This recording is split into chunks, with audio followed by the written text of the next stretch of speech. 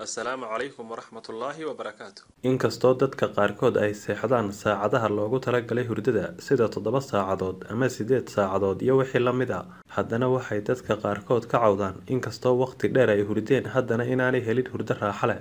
Dhinaca kalena waxay dadka qaarkood sheegaan inay hurdada ka qaadaan daal iyo burbur. Haddaba haddii ay ku haysato cilada dhinaca hurdada ahi, waxaad insha Allah kaga bixi doontaa inaad cabto sharaabkan hal koob xilliga hurdada saacad ka hor. Si aad haddaba sharaabka u diyaariso, waxaad dabka saartaa oo aad karkarisaa biyo in kugu filan oo aad ka samayn karto sharaab.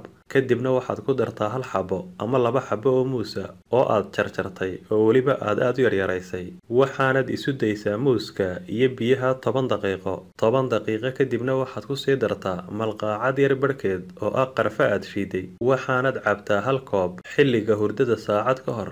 Waxaanad ka heli doontaa natiijo wanaagsan insha Allah. Waad mahadsantihiin.